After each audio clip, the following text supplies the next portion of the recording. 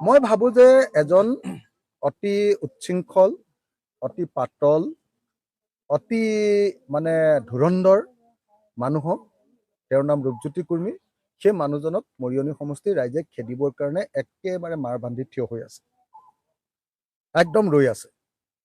কুৰ্মী পৰিয়ালে যোৱা ৩৫টা বছৰ আমাৰ মৰিয়নি সমষ্টিটো চলাই আছে। মাকে ১৫ বছৰ, পুতেকে ২০ বছৰ। ৩৫ বছৰত মৰিয়নি সমষ্টিটোত মই যে হাইস্কুললৈ যাওঁতে ধুদুৰালিটো যে গৈছিলোঁ চাইকেল চলাই, সেই ধুদুৰালিটো তেতিয়াও ভাগি আছিলে, তেওঁৰ মাকৰ দিনতো, আৰু তেওঁৰ পুতেকৰ দিনত বিজেপিত সোমায়ো এতিয়াও ভাগি আছে। একোৱেই নাই সমষ্টিটোত, খোৱা পানী একটোপাও পোৱা নাই। মইতো আমাৰ 88% মানুহক শিৱসাগৰত পানী দিলোঁ, তেওঁতো আমাৰ সমষ্টিত এজন মানুহকো পানী দিব পৰা নাই। তো গতিকে মৰিয়নি সমষ্টিত ক'তনো মানুহে তেওঁক ভাল পাব। মোৰ নিজৰ ঘৰ মৰিয়নিত, লুখুৰাখন গাঁৱত। লুখুৰাখন গাঁৱত পানীৰ পটোও নাই, পানীৰ পটোও নাই। আমি পুখুৰীৰ পৰা পানী তুলি খাওঁ।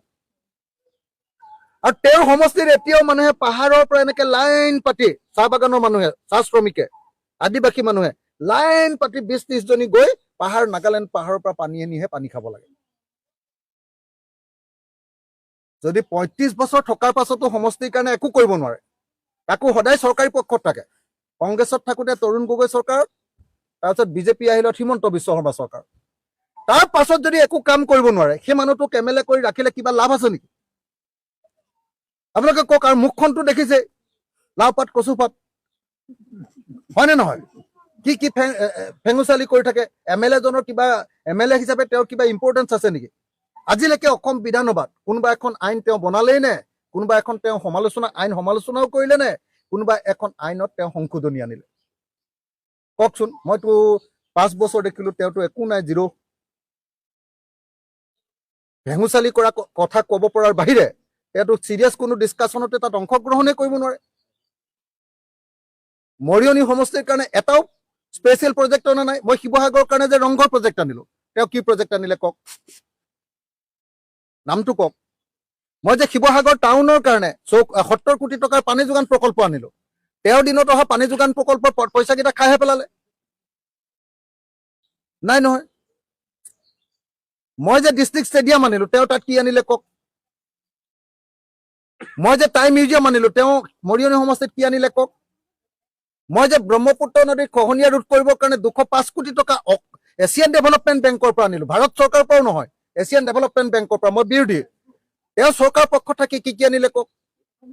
তাৰপিছত যদি অকল ভেঙুচালি কৰি, তুলনি বিয়া খাই টকা 500 দিবৰ কাৰণে MLA বনাব খোজে, তুলনি বিয়া খোৱাটোৱে অকল ৰূপজ্যোতি কুৰ্মী একমাত্ৰ কাম, হয়নে নহয় কওক।